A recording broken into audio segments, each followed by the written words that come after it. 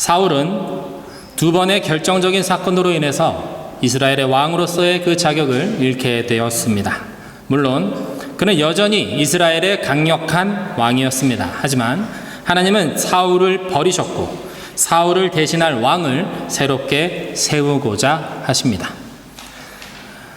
그런데 우리는 여기 하나님께서 사울을 버리셨다라고 말씀하시는 이 부분에서 하나님은 변덕스러운 하나님이지 않은가? 굳이 왕이 되고 싶지 않은 사울을 왕으로 만드시고 그가 자격이 없으니 이제 가감없이 내치시는 매정한 하나님이 아닌가라고 생각할 수 있습니다.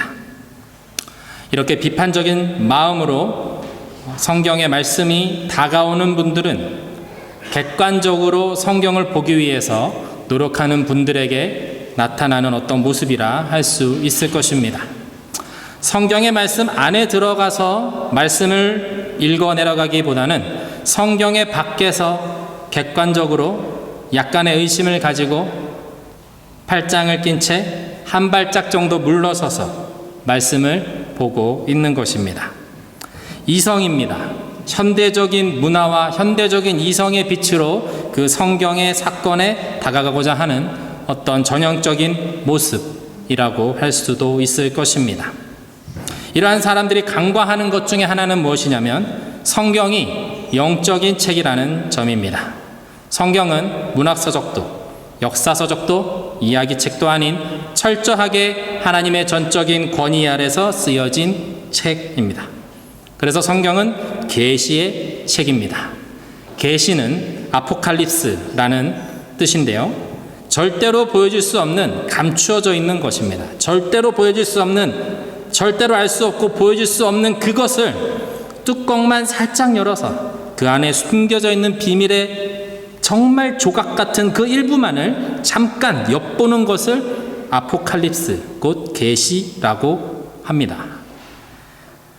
때때로 우리 인간에게는 무엇인가 우리가 믿고 의지하는 대상의 그 실체가 있다는 것, 그 전체를 보지 못하더라도 그 실체가 있다는 것만으로, 그것을 감지하는 것만으로 우리 인간에겐 충분할 때가 있습니다. 마치 어린아이가 혼자서 한참 놀다가 엄마의 목소리나 엄마의 향기가 자기에게 다가오는 것, 그것만으로도 엄마가 이 공간 안에 나와 함께 있구나라는 것을 알고 엄마가 저기 있다라는 그 진리를 받아들임으로 그 안에서 평안함을 누리는 것, 그것과 비슷한 것이라고 할 수 있을 것입니다.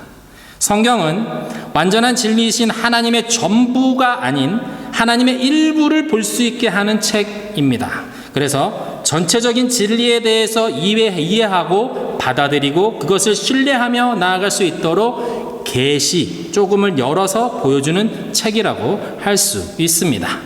하나님에 대해서 말하는 책이 성경이지만 성경은 하나님을 절대로 다 뭉뚱그려서 담아낼 수는 없습니다. 왜냐하면 하나님은 분명히 성경의 그 말씀보다 더 크신 분이기 때문입니다.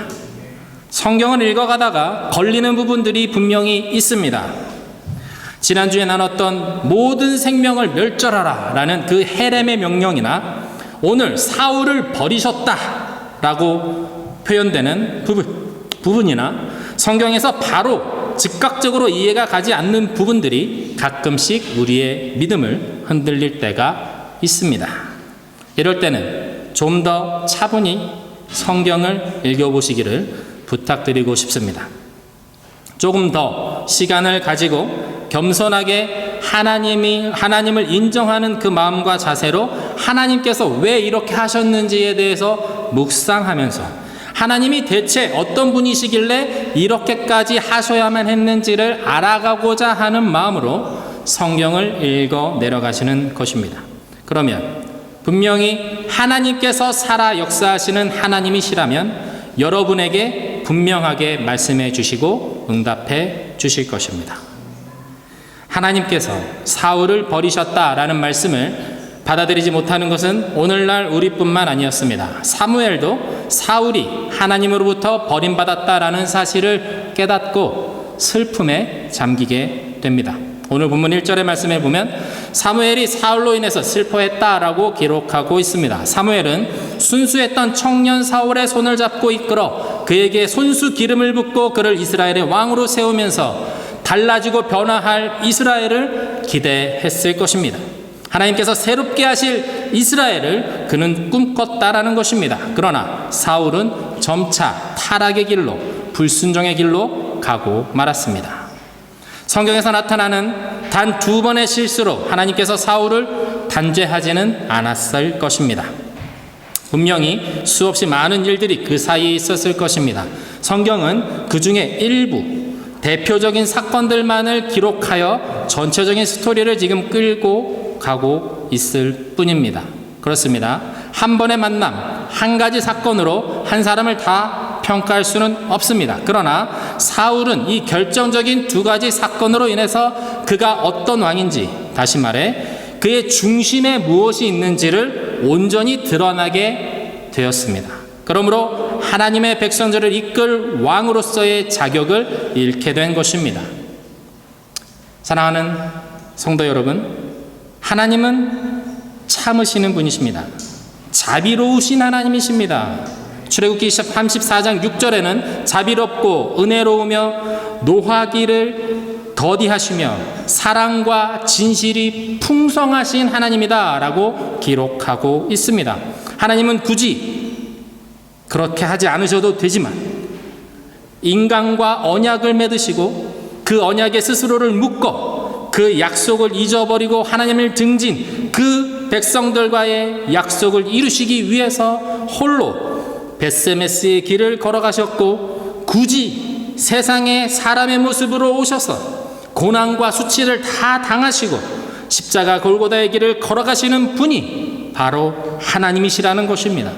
우리에게 하나님은 끊임없이 기회를 주시고 돌아오기만 하라, 회개하기만 해라, 내가 가서 즉시 너를 구원할 것이며 너를 나의 자녀로 삼을 것이다 라고 말씀하시는 그 하나님이시라는 것입니다.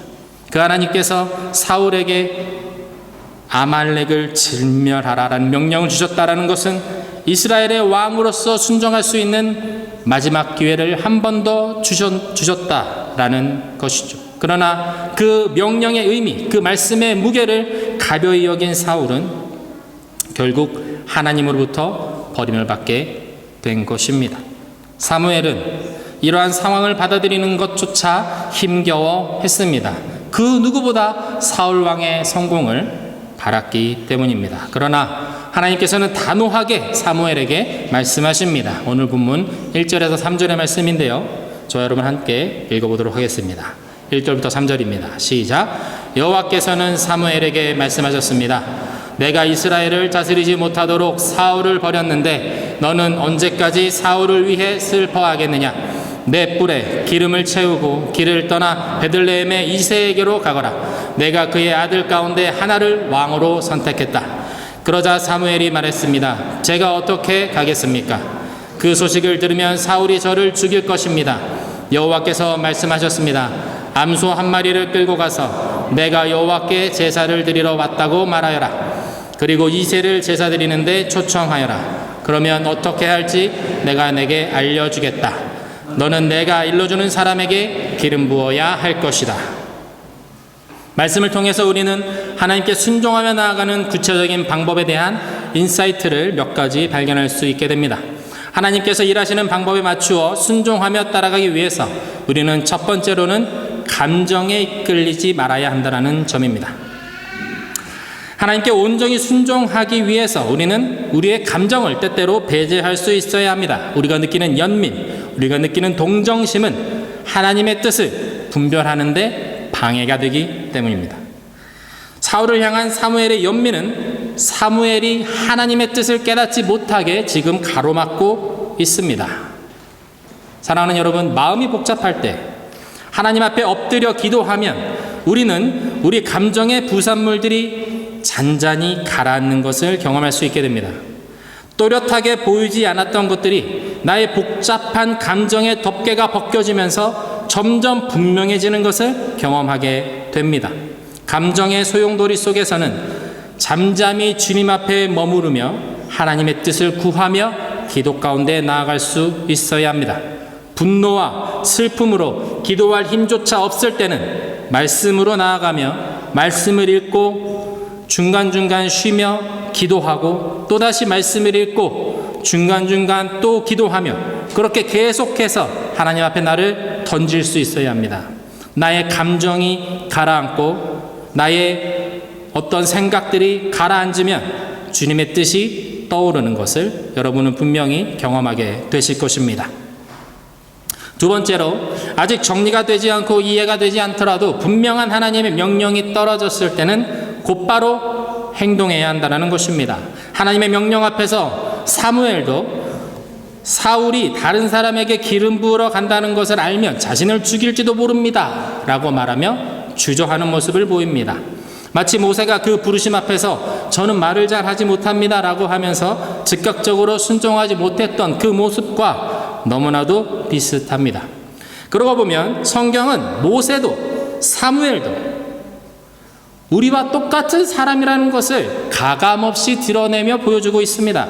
그러면서 뭐라고 말하냐면 너도 할 수 있다라고 말하는 것입니다. 당신도 순종할 수 있습니다. 당신도 하나님께 쓰임받는 인생이 될 수 있습니다 라고 말하고 있는 것입니다.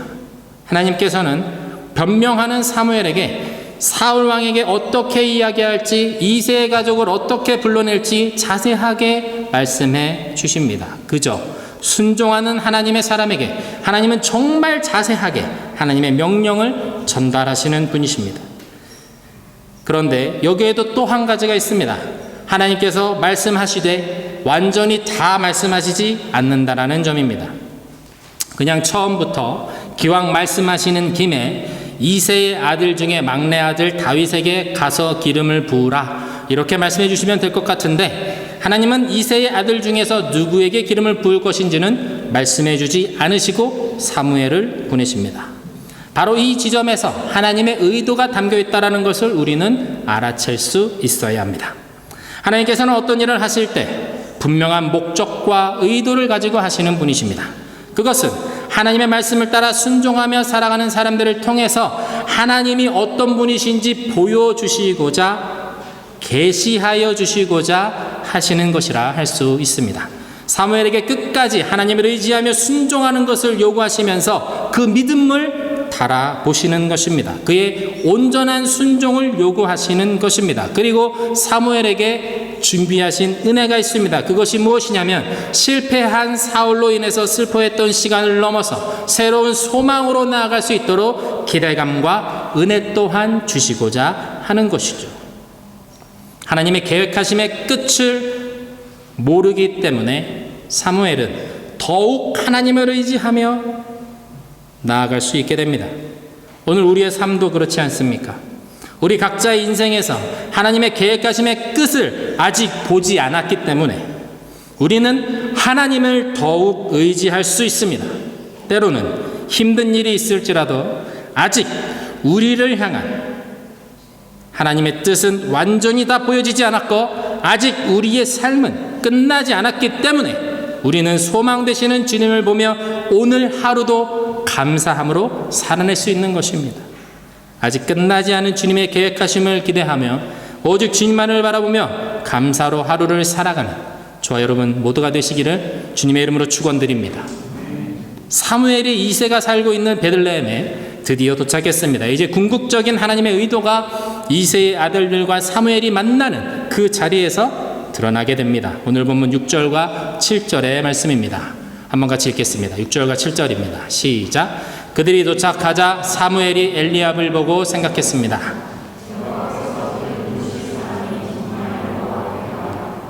그러나 여호와께서 사무엘에게 말씀하셨습니다.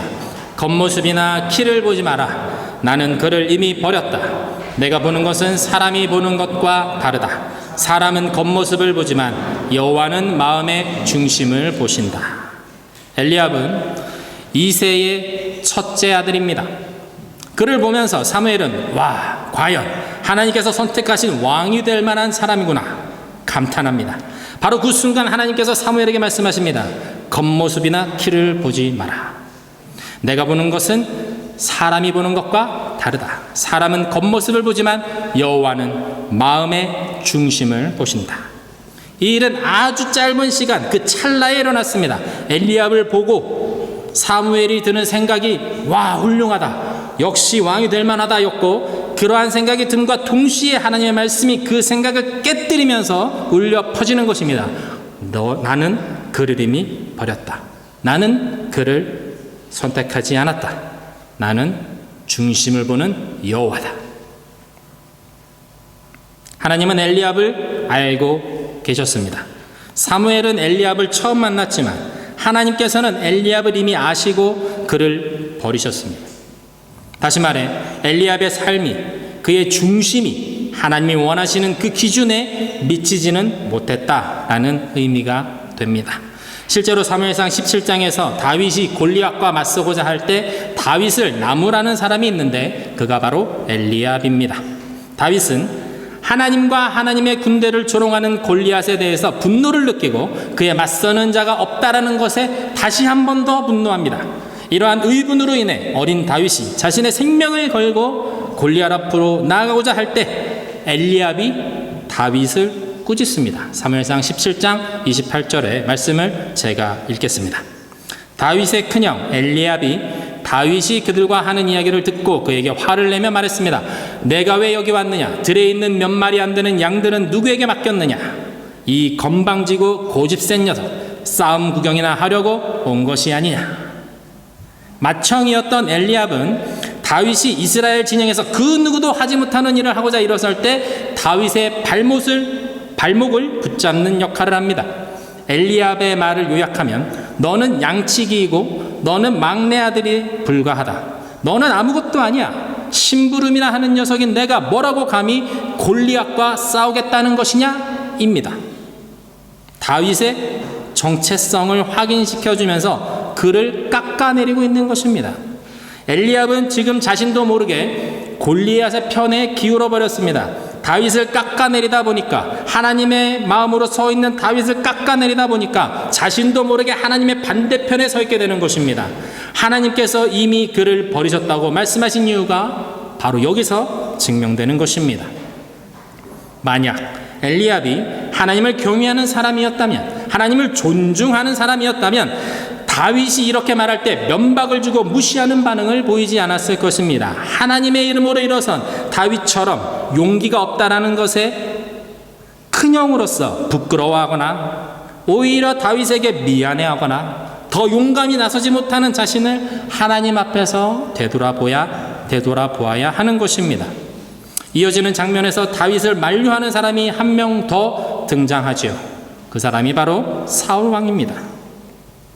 사울과 엘리압은 공통점이 있습니다. 그것은 이들이 다른 사람들보다 준수한 외모와 풍채를 가지고 있었다라는 것입니다.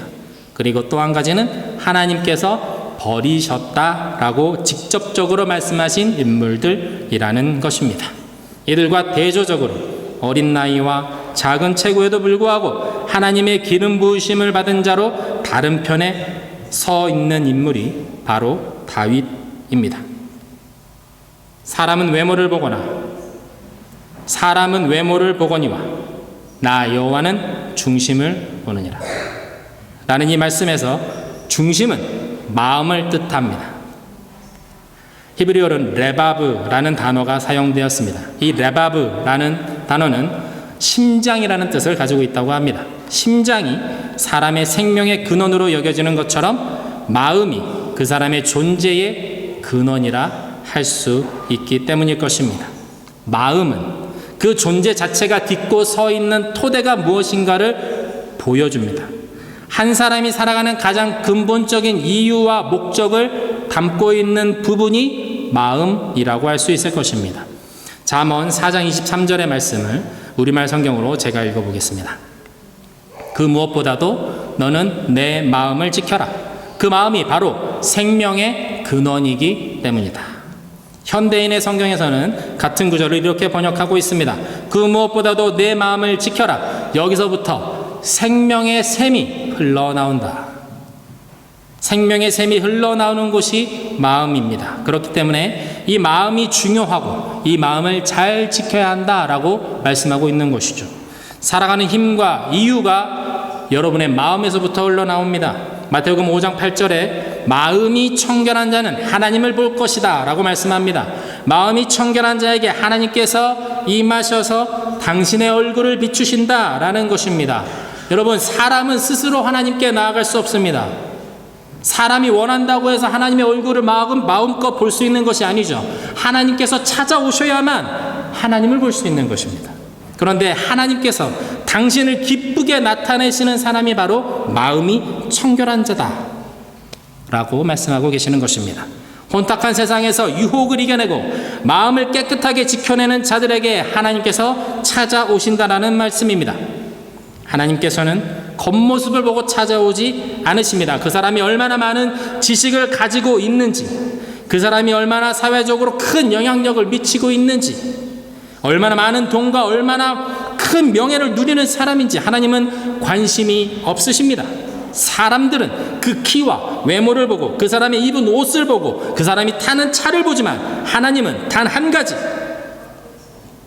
청결한 마음, 타락하지 않은 중심, 하나님을 향한 순수한 마음, 그것을 보신다라는 것입니다. 마음은 그릇과 같은 것입니다. 그 그릇을 정결하게 유지하는 것입니다. 그 마음에 무엇이 담기는가가 우리의 인생을 결정하기 때문입니다. 우리 인생의 방향을 결정합니다. 우리는 생각합니다. 내가 열심히 잘해서 노력해서 하나님의 뜻을 이루어 드려야지. 그러나 나의 마음의 그릇이 정결하지 못하면, 하나님의 임재를 그 마음에 담아내지 못하면 하나님의 뜻도 구별할 수가 없습니다. 하나님께서 찾아오셔도 하나님의 임재를 담아내지 못하는데 우리가 어떻게 할 수 있겠습니까? 우리가 할 수 있는 것은 우리의 그릇을, 그 마음을 깨끗하게 하는 것입니다. 언약궤는 사람이 만지면 안 됩니다. 죽습니다. 왜냐하면 언약궤는 거룩한 것이기 때문이죠. 깨끗한 것이기 때문이죠. 거룩한 곳에 하나님이 임하시는 것입니다.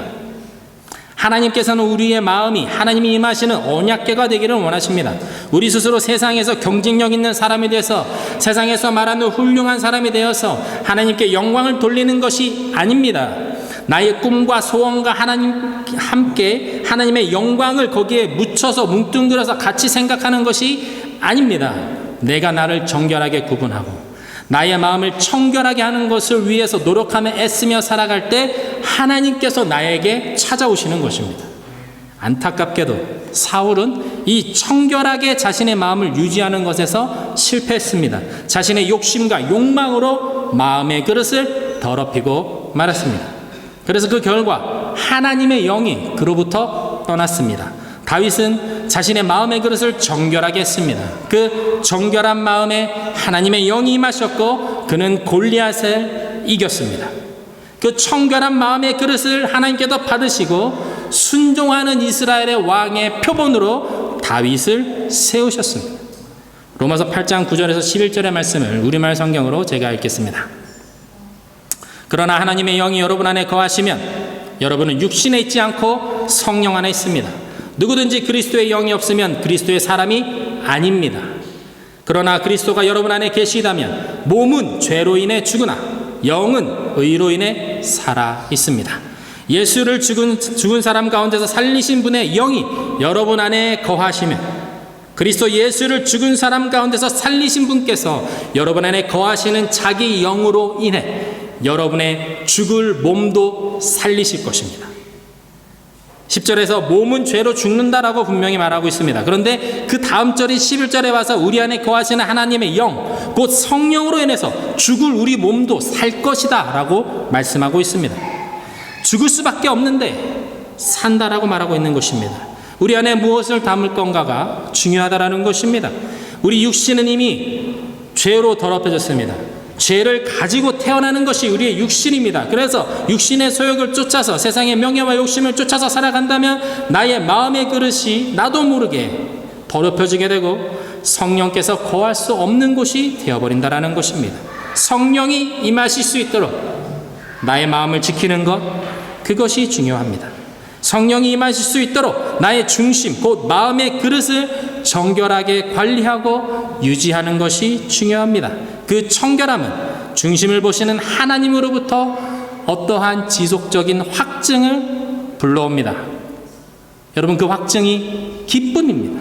하늘로부터, 아버지 하나님으로부터 오는 기쁨입니다. 빌립보서 4장 4절에서 7절의 말씀입니다. 주 안에서 항상 기뻐하십시오. 내가 다시 말합니다. 기뻐하십시오. 여러분의 관용을 모든 사람에게 나타내십시오. 주께서 가까이 계십니다. 아무것도 염려하지 말고 오직 모든 일에 기도와 간구로 여러분이 구할 것을 하나님께 감사함으로 아뢰십시오. 그리하면 모든 생각을 뛰어넘는 하나님의 평강이 그리스도 예수 안에서 여러분의 마음과 생각을 지켜주실 것입니다. 주님 안에서 기뻐하십시오. 그리고 너그러운 사람이 되십시오. 주님께서 가까이 계시기 때문입니다. 우리와 함께 하시는 주님으로 인해 기뻐하실 수 있고 옆에 있는 사람에게 너그러운 마음을 품을 수 있게 되는 여러분 되시기를 축원드립니다.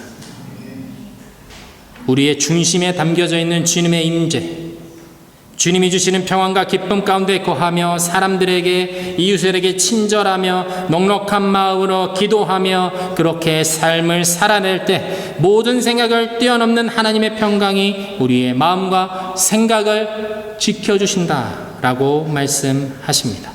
이것이 우리의 마음을 지키는 방법입니다. 마음의 그릇, 그것을 지켜내시는 여러분 되기를 주님의 이름으로 축원드립니다. 내가 주님을 선택하고 내가 주님의 얼굴을 보러 가는 것이 아닙니다.